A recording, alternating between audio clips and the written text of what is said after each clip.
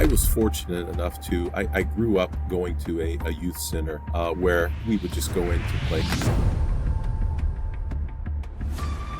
I was the biggest fish in this small pond, and I would get up before school, 6 a.m. Yeah, it was interesting, and I was in a very fortuitous situation. So I was living at the Olympic Training Center.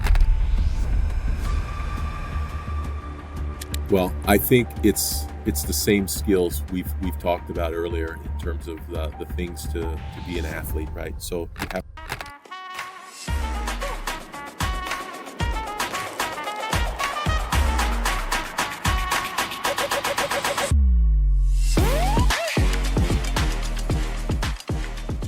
Hello, and thanks for tuning in today. This week's episode is brought to you in conjunction with Upskilled and their mini MBA. If you want to get the skills and knowledge to help move you forward without all of the big expense, then this mini MBA with Upskilled is the right way to go. Follow the link in the show notes and you can get $500 off. So let's get into it. Wes, welcome to the show. Thank you, Ryan. Appreciate you having me on. Absolute pleasure. Really interested. First weightlifter who's coming on to this. So I have to kick off with the first question that everyone wants me to say, which is, well, how much do you bench? Well, being an Olympic weightlifter, and I used to get that question a lot, and I'd have to go into the explanation that, weightlifters, we do the snatch and clean and jerk, which is the lifts that go from the floor overhead, not bench pressing. I'm actually quite weak when it comes to bench pressing, and probably am at about the level that you would find a teenage girl maybe. But when it came from lifting from the floor overhead, that was a different story. So in the snatch lift, which is a motion that goes from the floor overhead in one continuous motion without stopping, my best lift was 175 kilos. And I did that at a body weight of 108 kilos. And my best clean and jerk was 220 kilos at that same body weight. So for those who don't convert kilos, that's 385 pound snatch and a 484 pound clean and jerk. Those are big numbers, man. That is amazing. That really is. And to be honest, I think the idea of being able to do that, you set me a new challenge. Can I get to half of that? Yes, you can. And to be honest with you, now I don't think I can roll that much weight, even when it's there on the bumper plates. But the other thing that people, when they hear those numbers, they're like, oh my gosh, that's fantastic. But just like any other athlete, right? You didn't start there.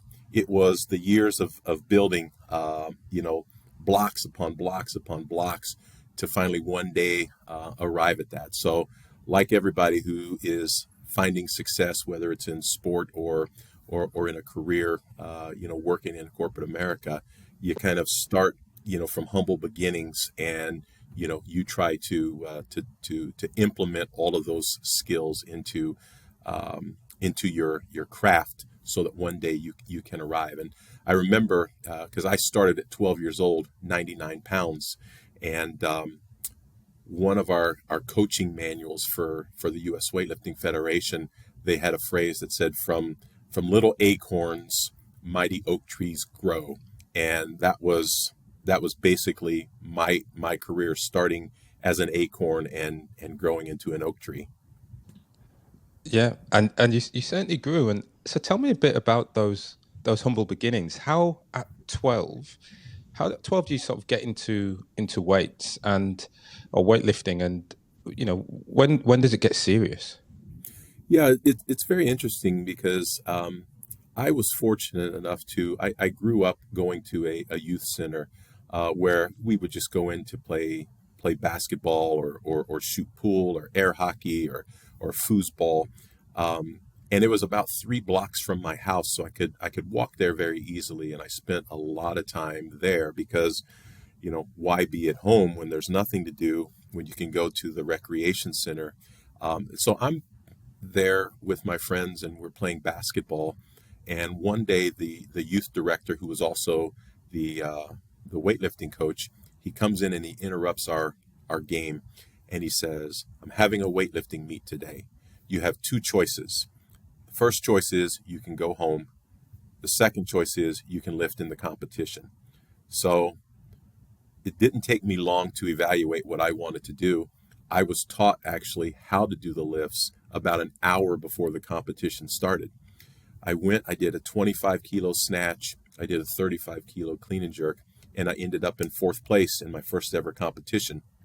And people say, fourth place, your first competition, only having learned the lifts an hour earlier, that's pretty good.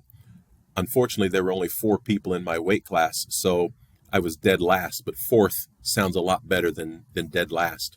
The coach It does. then went on to say, "I'm going to train a group of athletes for the Junior Olympics this summer, and those who qualify will go to Florida." Florida was where the Junior Olympics were that year. So I started training. We were doing 3 days a week. I qualified.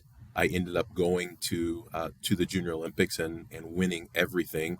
And I took a look around. My first ever national competition, I won the gold medal for my weight class. I won the Rookie of the Year award, and I won what was called the Best Lifter award, where there's a formula that they have. There's a coefficient that they use, and they multiply that by the weight that you lift to determine who pound for pound is the best lifter.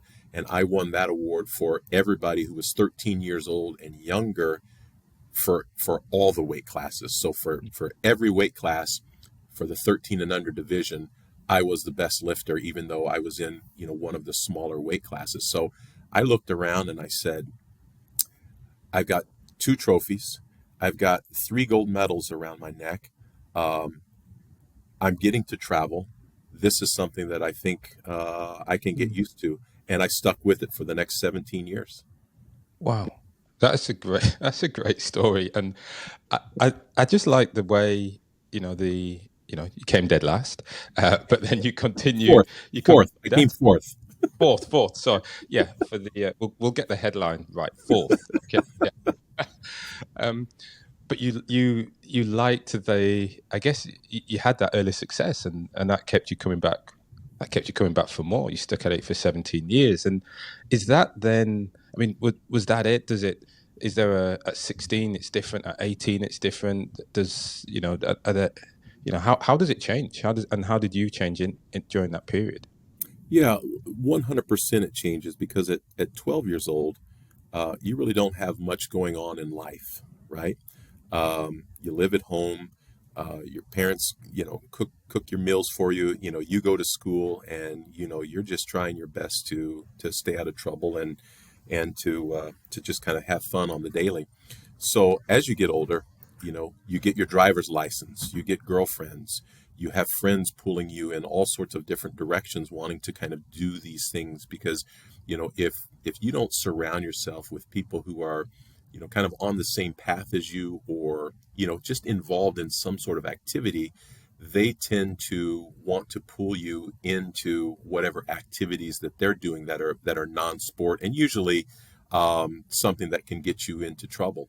So I would say that the distractions that come along the way increase as you get older. I also was a multi-sport athlete. So in high school, I did play American football. I played baseball. I played basketball. And as I got older, I found that all of those sports and weightlifting on top of it, it was starting to be too much because every time a season came, that was what I focused on. And then my weightlifting would suffer. It was like I was starting over. Oh, baseball's over. Now I've got to start all over in weightlifting again. Oh, basketball's over. I have to start all over in weightlifting again. So at a certain point, I recognized that I could be mediocre in everything, or I can choose to focus on things that I enjoy playing the most and the things that I'm good at, which tend to go hand in hand. The things that you're good at, you tend to enjoy more than the things that you're not.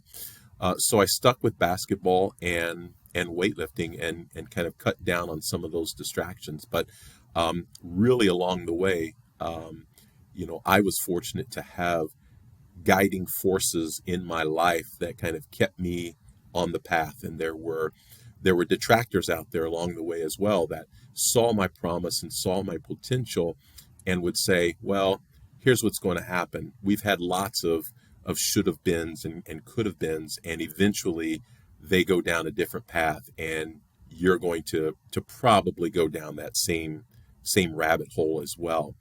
And I took that very seriously because I was like, who are you to tell me what I'm going to do and how I'm going to end up? And that one comment stuck with me for much of my career. It's like this guy who I didn't even know, and was an adult. I was a kid. He's telling me this stuff, and you know what? I'm going to show him that he's wrong. Hmm. And one of the greatest pleasures in life is doing something that others tell you that you cannot do, right? So I said, I'm going to show him.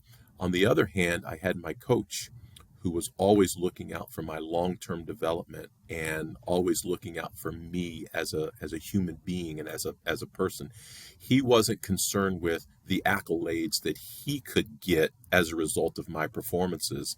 It was all about keeping me on this path because he could see the long-term vision for me, and I hung around him more than I did my peers simply because I knew that he had my best interest in mind. It wasn't always easy, and he wasn't always nice about it, but I knew deep down he had my interests at heart. So having that person in my life who could help me be a guide, or Yeah. who could help be a guide for me, was what really helped to kind of keep me on the pathway, and ultimately was the reason that I stuck with the sport. Hi, I want to take this moment to thank Upskilled and their mini MBA for sponsoring this week's session.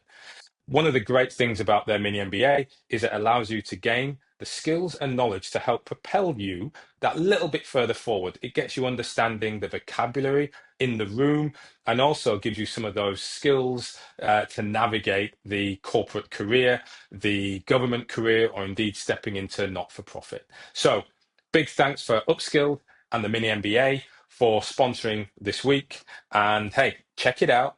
Link in the show notes. You can get $500 off. Wow, so that's having a real strong role model or mentor to help Mentor, you that path. absolutely. Yeah, yeah, and that must have still 100%. been challenging. Yes, it is because I was the biggest fish in this small pond, and I would get up before school, 6 a.m. I'm in this cold, dark gym by myself, training. My body's aching. I'm tired. I know that I've got a full day of school ahead of me. I know that I have basketball practice after school. Um, and it really is a challenge to kind of stay focused, to kind of maintain, some level of tenacity when it comes to doing these things. But you'd always have to kind of do this self-talk, and I did a lot both ways, positive and negative. Like, why am I here? What am I doing? Why am I putting myself through this, when everybody else that I know is sleeping at home in bed right now, kind of getting up on their own time, and their body isn't aching.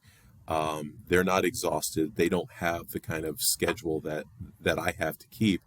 And I'd ask myself, why am I doing this?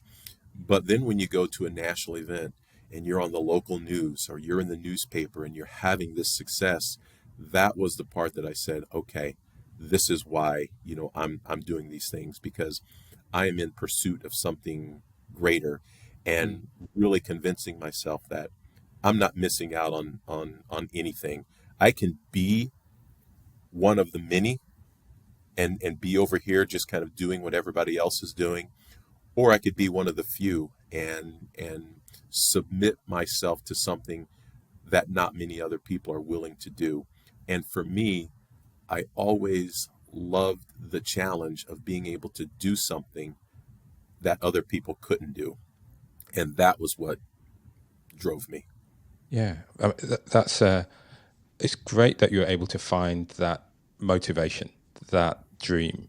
And you say you were talking about being in pursuit of something greater. What was that for you? Well, it's interesting because for me, the town that I grew up in, I mean, the life cycle is you go to high school. After high school, you go get a job in the factory. You get married, you have a couple of kids, maybe on the weekends you play some adult sports, you drink beers, you have barbecue, and then at some point, my knees are no good anymore, my back's no good anymore, so then, I get this giant stomach, and then, in my later years, you just kind of, you go off and you die. And for me, this was an opportunity to change that narrative and to do something different and to be something. Because believe me, there were a ton of athletes that grew up, and I grew up in a small town in Missouri, a place called St. Joseph, Missouri.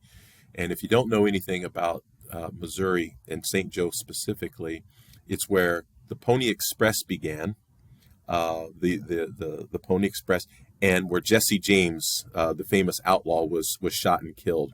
And Okay. those were our kind of two claims to fame. Um, but with that, we had athletes that were so good in basketball, so good in track and field, so good in baseball, so good in these other sports, but they didn't have this kind of drive. They didn't have this guidance that I had with my coach, and inevitably, in through high school, distractions would come in. They would get into trouble. Their performance would stall out because there was really nobody looking out for them. And we had a lot of people who I believe could have put our town on the map, so to speak, through their athletic performance and their athletic prowess. But they didn't, because there was always something that kind of got in the way and prevented them from accomplishing that.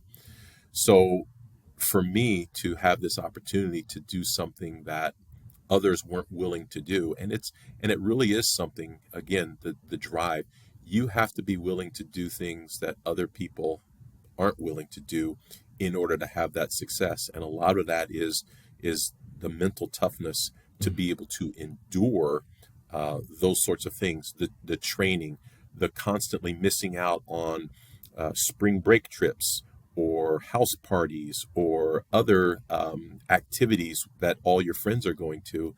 I didn't get to do any of that. And some people could say, well, that really wasn't much of a childhood. But when you really focus back and you look at that through your teen years, those were things that really aren't that important in the big scheme of life. Going out on the weekends and having drinks with your friends, you could do that your entire life. Mm. So you really have to understand that you weren't missing out on something, but you had this incredible opportunity to do something over here on this side of the ledger that not many people get the opportunity to do. And as the expression goes, many are called, but few are chosen. And it's very, very difficult to maintain that level of focus and that mental toughness to kind of stay on that path and ultimately get to that goal, which for me was ultimately to make it to the Olympic Games and win an Olympic medal.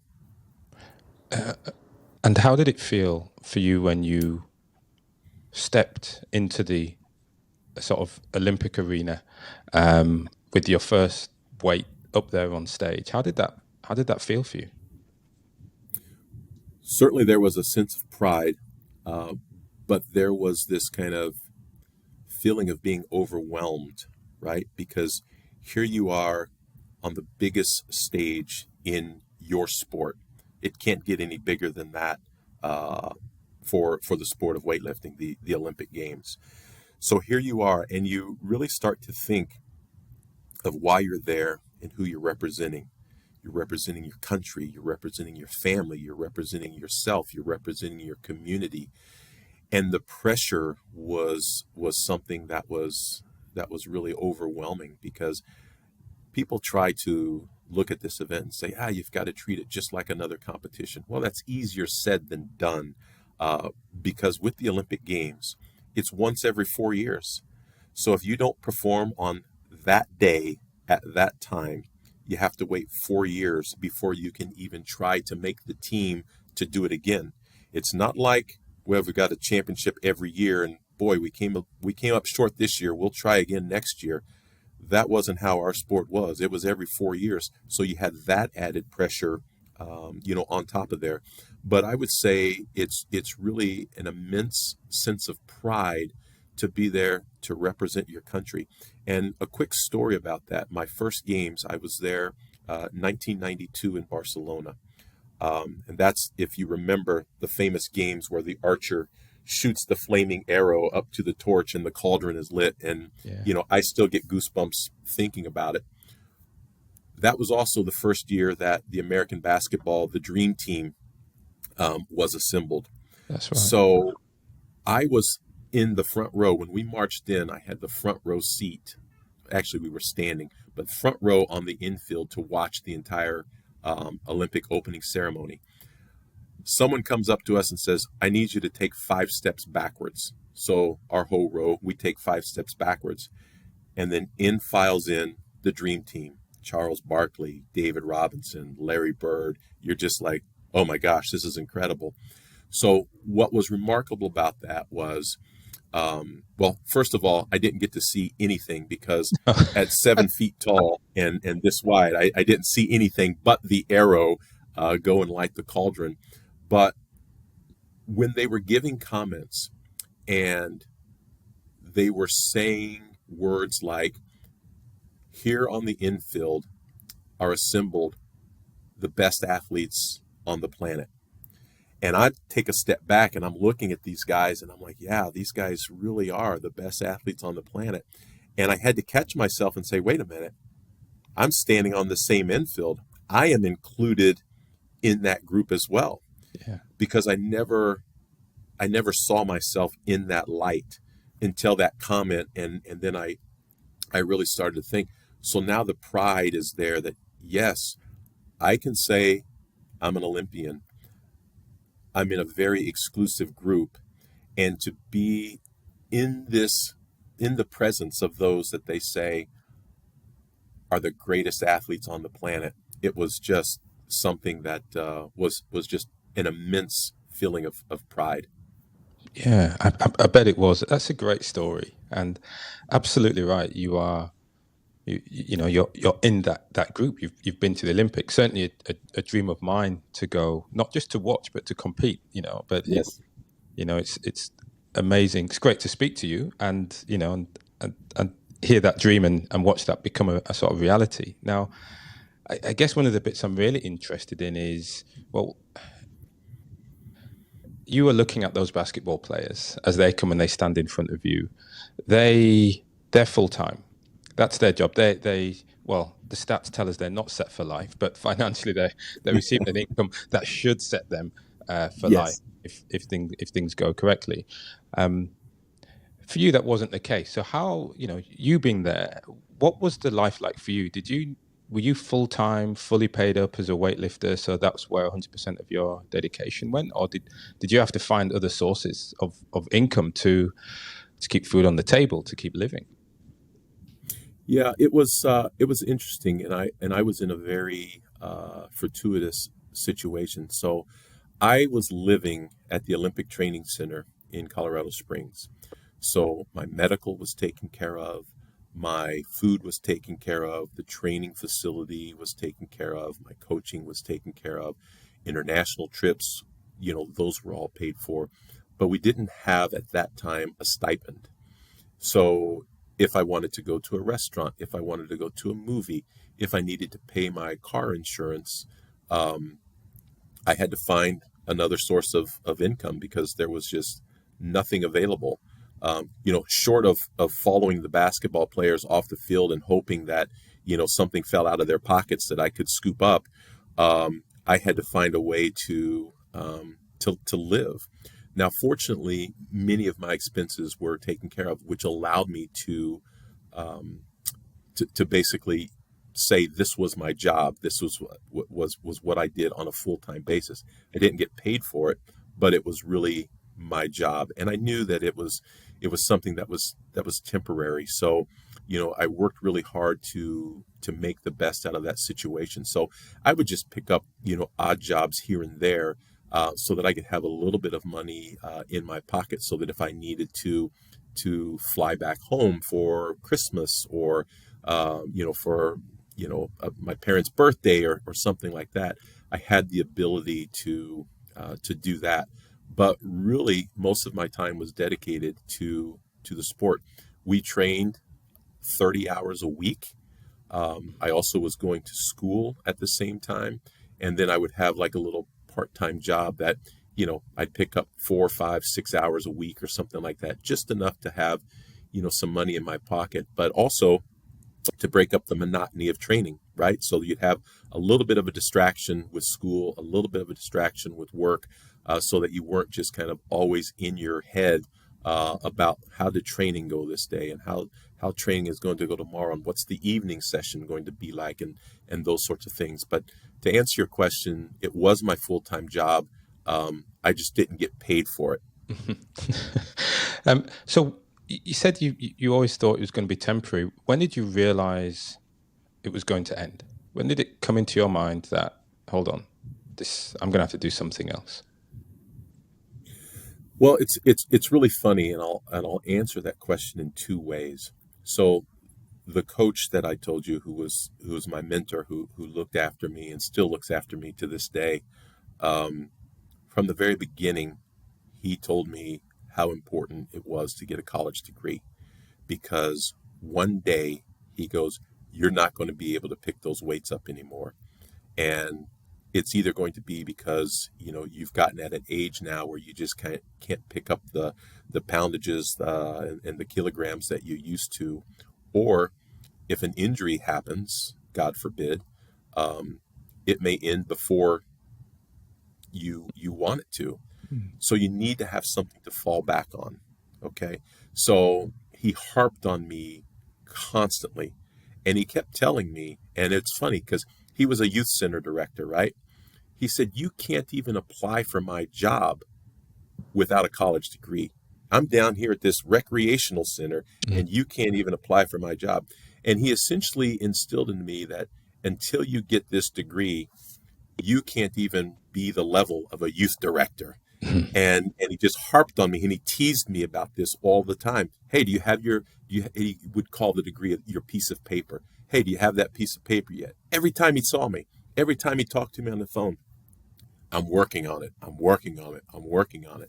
So he was always kind of in my ear about, hey, this could end anytime. So have something to fall back on.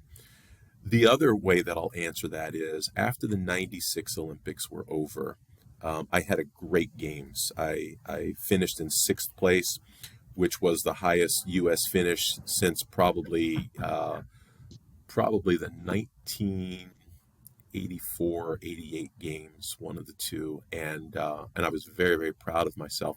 And at that moment, I realized I don't have anything lined up, because my wife and I, she was my fiance at the time, we had talked about 96 being it, because she was a little tired with the hours, and me just kind of, the body soreness, and just me coming home, and because I lived at the Olympic Training Center, but I would spend obviously a lot of time, at her place. And she's just like, gosh, we can't do anything. We can't go anywhere. So after 96, we're like, okay, this is going to be it. Well, I realized when I put the last weight down that I didn't have anything lined up. Right. I had a great games, which was fantastic, but I didn't have anything lined up. So what I told myself at that time, I had finished my degree, but I hadn't planned on what I would do career-wise after I was finished competing. So because I was at the time 26, I still had gas left in the tank. I just was coming off like the greatest performance of my life. I said, I'm going to go for another 4 years and make sure that within this 4 years, I start to lay the foundation of what I'm going to do post-sport. Because the first games, it was a learning experience. Again, Mm. overwhelming. The second games, I really wanted to compete and do my best to win a medal. The third games that I tried for, I was so close to a medal in '96 that I said, this is the year in 2000 in Sydney that I think I can really do it. And I ended up not making the team in Sydney, but during that transition period, or during the time between the '96 games and the 2000 games, what I did was really kind of work on my network development and start to make these contacts in the business world so that people knew me, people knew of my accomplishments, people knew what I could bring to the table and what I could offer them in terms of an employee. And that was the time. So right after those '96 games, that's when the switch really clicked and said, okay, I need to start planning for the future. Now, my fiance at the time wasn't thrilled to hear that, hey, guess what? I'm going for another 4 years. I didn't tell her it's because I had this stuff to figure out. And fortunately, Ryan, I was in a position where, I had, again, enough gas left in my tank. I was healthy. I was in a position where I recognized the need to do this, Mm. but was also in this position where I could continue competing and start to make these adjustments Yeah. in my personal life to prepare for life after sport. Yeah. And how did you do that? What were the steps you took?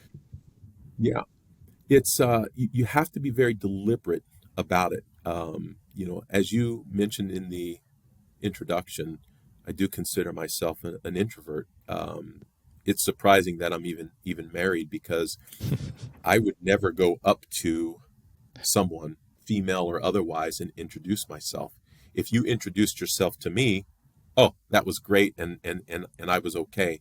So it was actually where my future wife came and introduced herself, and now the pressure was off of me, and I could start a dialogue and start to have that conversation. So for me, it was always, when I did public speaking, it was something that I really had to work on. It was something that was almost like an act to me, because as I'm sitting there speaking, I could appear very outgoing, very gregarious and funny, and that sort of thing. But inside, I was dying. It was something that was very, very difficult for me to do. So going out and meeting people and introducing myself was something that I just had to force myself to do. I would do athlete appearances so with the U.S. Olympic and Paralympic Committee, we had lots of sponsors. Those sponsors loved to engage and interact with athletes. Come to our annual sales meeting, come to our employee meetings, give a motivational talk, tell them your story. So I would volunteer to do this. Now, I hadn't won a medal.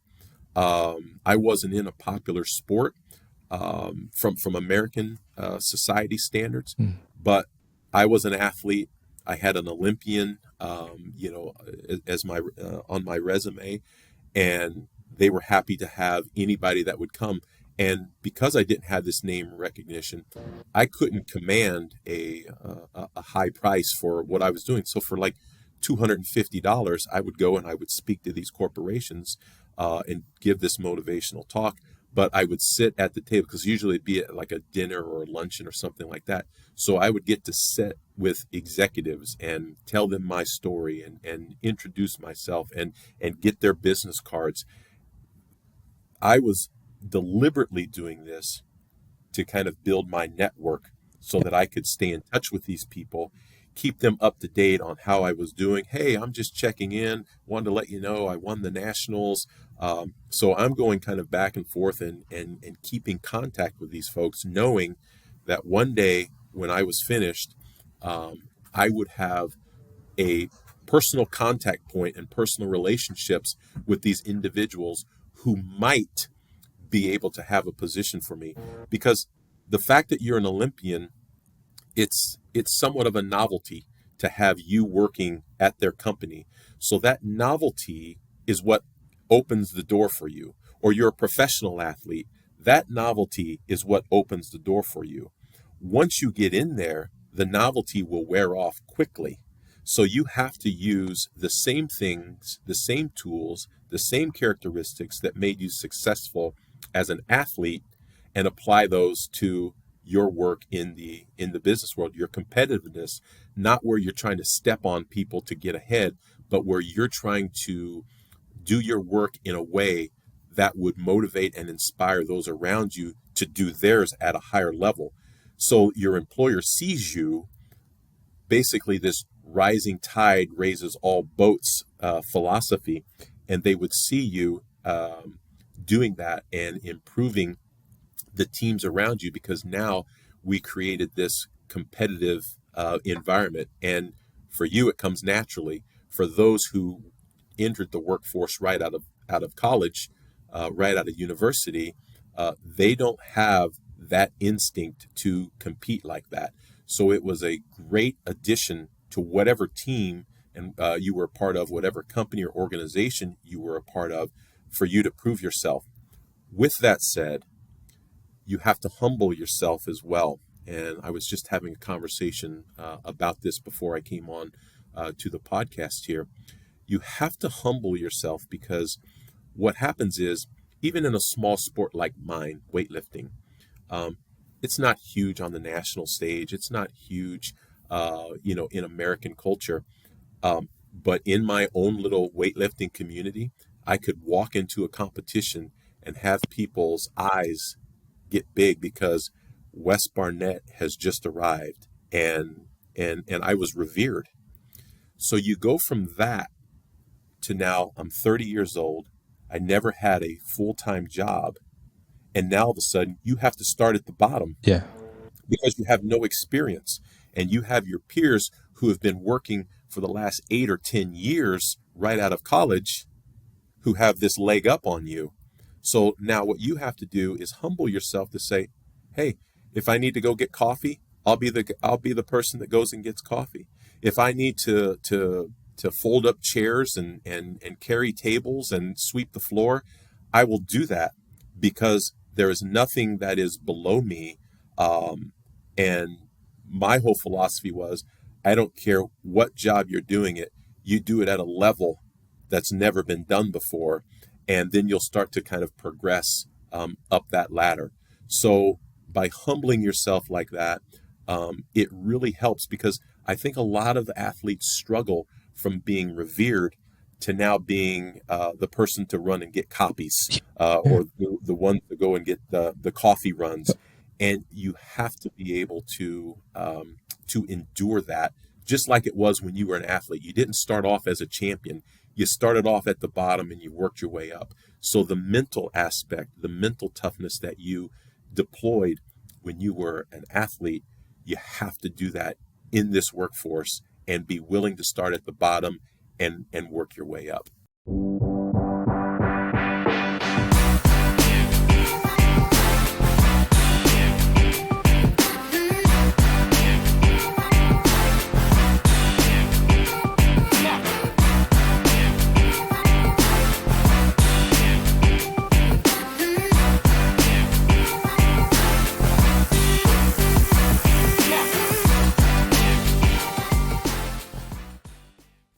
And I think that is so true.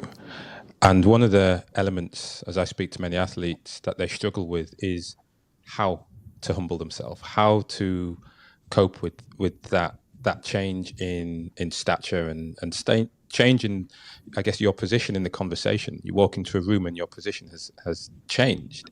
How did you deal with that? Well, me, and you may laugh at this, and it's not, and it may not be applicable to everyone. But for me, remember, I said I was doing this sport basically as my job and working for free. No matter what position I came in at the bottom, in the company, at the bottom or the middle or somewhere in between, every 2 weeks I was getting a paycheck. So I was able to humble myself pretty quick, because now I have a regular income coming in, where every 2 weeks money is getting deposited into my bank account. So I don't care if I'm sweeping floors or cleaning windows or closing multi-million dollar deals. The fact of the matter is now I had income on a steady basis coming in. And that for me was something that says, hey, I'm getting compensated fairly for the job that I'm doing. Now, I'm not going to be content with that. I'm going to aspire to do more and to be more. But I understand that this is where I have to start. We talked earlier about the weights that I lifted, and I mentioned at that time, I didn't start off there. I started out at 25 kilo snatch and a 35 kilo clean and jerk. You have to remember your beginnings, which in most instances are very humble beginnings, and just realize that this is the next chapter in your life, and you have to start over in some instances and start to build the same way that you did as an athlete. Only this time, they're giving you a paycheck for it. So that for me was the way that I did it. Now there may be other athletes who were in sports that had a lot of success and they won prize money or had sponsorships and things of that nature. That really isn't something that that applies to them. But really, I think it comes down to you just coming to the realization that there are people here that have more experience than you in whatever it is that the career that you're doing. There are people that may have more education than you, and it's no different than when you entered the realm of sport, that you started here, but then you used all of those traits that made you a great athlete. You just need to implement those and deploy those in the workspace to make you a great employee. Yeah, I love the way you reframed that, and so it makes me think, when you started at the beginning at 12 and you were lifting 25 kilos, you knew, or you would have had an idea that you needed to get to, was it 200, 300 kilos to be able to lift in order to be the best. They literally can count it kilo by kilo. When you stepped out of that weightlifting world and you stepped into this new world, into, as I say, that's you had to find that second wind in order to aspire to that next goal. What was that next goal? Because it wasn't measured in kilos. No, that's a really good point. The next goal was to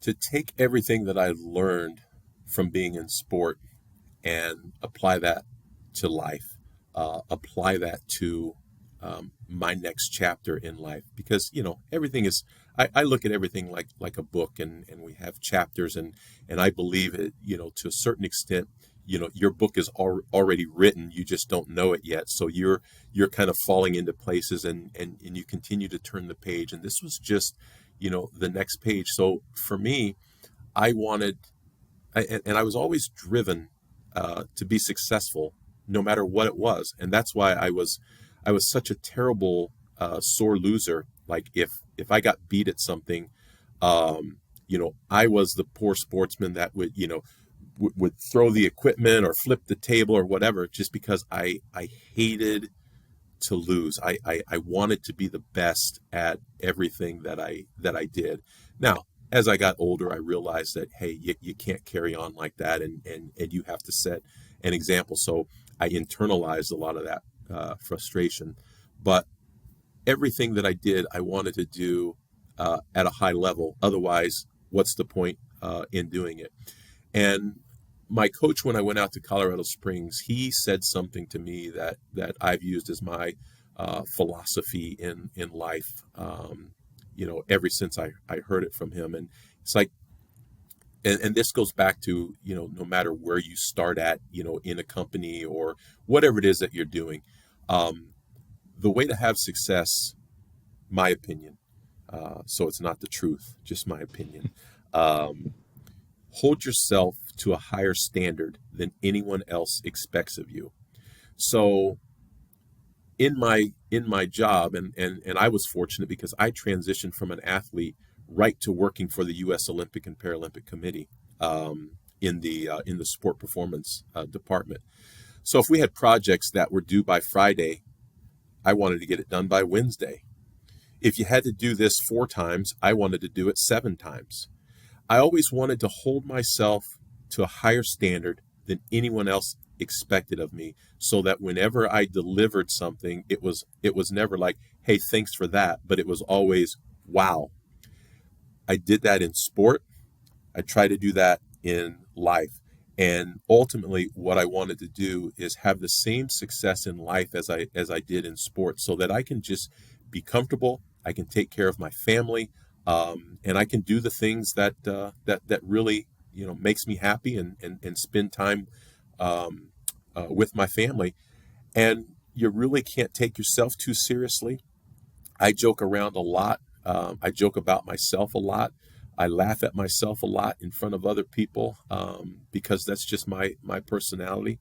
But really, you have to not take things so seriously. And there's the old expression that's like, you don't sweat the little things. And guess what? Everything is a little thing, because if it's not important 5 years from now, it's not important, right now. So don't get kind of bogged down, with these things, and just have fun. Just enjoy yourself the same way that you did as an athlete, and you're going to get more out of life that way. And I like that. I like the approach, and the sort of the thinking that you go through. At least it resonates with me. When when you said you started off at the Olympic Committee, or certain for the working within the game or on the outside of the game to an extent, but certainly still looking very closely in. Today, you're not there. You're not in that spot. That's not your day job. How did you get into medtech? What drove you or brought you into that sphere? Well, it's really interesting. So 2 things. One, I guess I didn't want my whole life to be defined as the Olympic movement. I knew that I had more to offer. I knew that I was more than just that. So it came as a surprise to family and friends when I said, "Hey, I'm leaving to go and work with a nutritional supplement company that's really like a health technology company." But the reason that I left was for reasons to help athletes, and here's what I mean by that. So I came from a sport that was plagued with doping cheaters, and it would just eat at me, because it was one of those things where if you beat me in something, Ryan, I'm going to go back home and I'm going to work and I'm going to train, and the next time we meet, the chances of you beating me again were going to be very slim. In a sport where you have cheaters, no matter how hard you try, no matter what you do, it's very difficult to overcome that advantage that they have by using performance enhancing drugs. So when I look at the the bigger picture here, and sorry, let's stop there because I forgot the question. Well, Oh, how did I get into? Sorry, how did I get into? I mean, really, Okay. it's you were from a weightlifter. You moved to then being working in still within the sport. How did you get to where you are today? So I got to where I'm at, really by looking. So I came from the sport where there was, a lot of performance enhancing drug use, and that was something that really burned me up.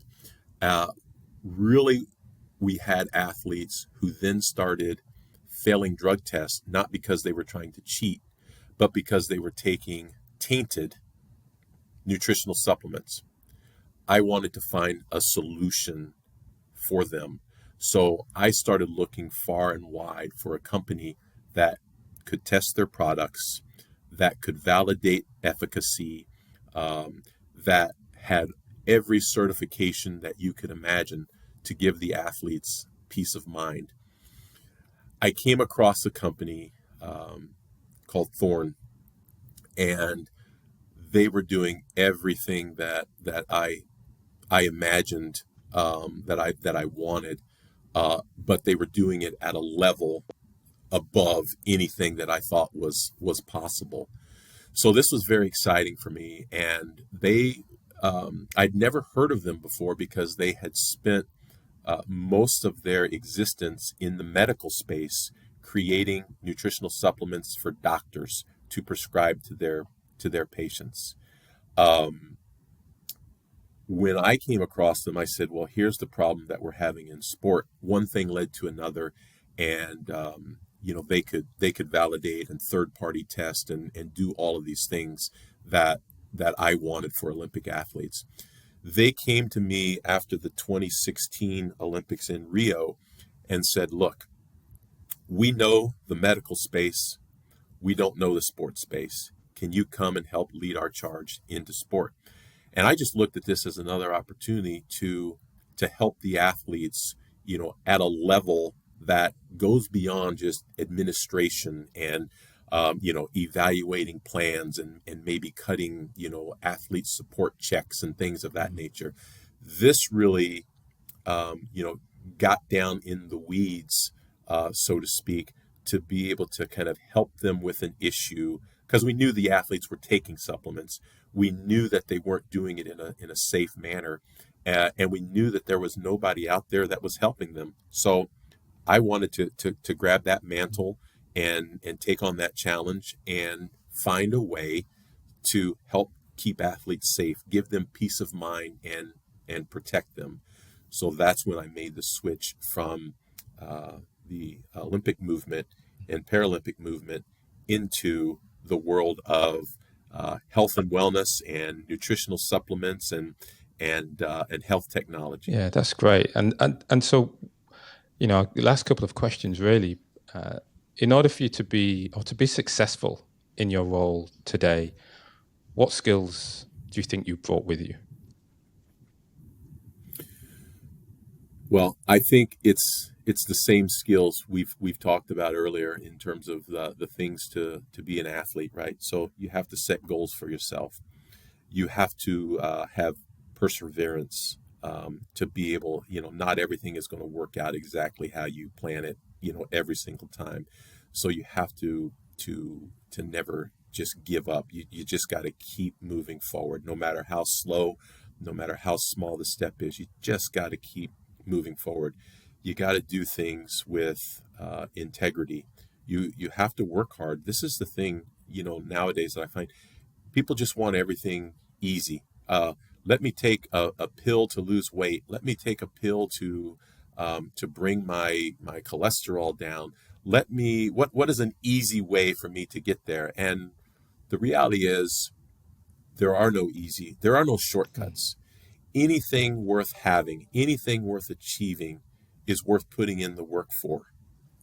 So you have to use the hard work and do it ethically, do it honestly, have the perseverance, set the goals, work as a team.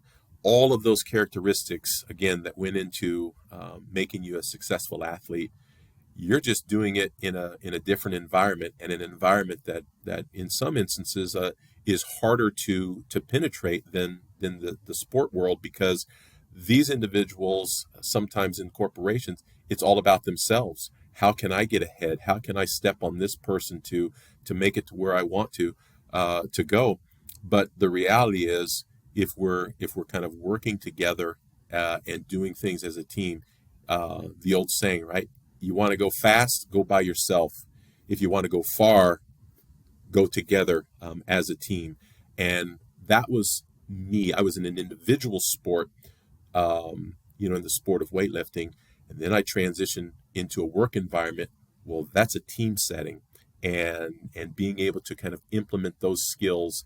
And I had the hard work, the perseverance, the goal setting, the just never giving up, the tenacity that you bring to the table. That was, to me, the easiest part of the transition, going from the sport world to the work world. The most difficult part of that transition was my routine. I used to train in the morning, nap in the afternoon, and then train again in the evening. When I'm in the work world, that nap was taken out. So every afternoon, when it was typically my nap time, I tell you what, man, it was very difficult to stay awake and to stay focused. You're reading and you're in offices and this sort of thing. So for me, the hardest transition, I was like a toddler, right? I'm used to my nap time. That was the most difficult transition, but utilizing the skill sets and the characteristics that made me an athlete, that was such an easy transition into the workspace. Wes, that's absolutely brilliant. Thank you so much for sharing your story with me today. Absolute great insights that I've taken. I've been scribbling away and taking my notes. So thanks for sharing. No, I appreciate you having me on. I appreciate the work that you are doing because I think this is an area that is underserved, right? The athlete and how you transition from sportsman to to employee. I don't think there's enough out there being done. So I really appreciate your efforts to bring awareness to this issue, and really appreciate you having me on, and hopefully I've added some things here or contributed to what it is that you're trying to accomplish, and somebody can get one nugget out of out of something that I said. So thank you very much. Thank you.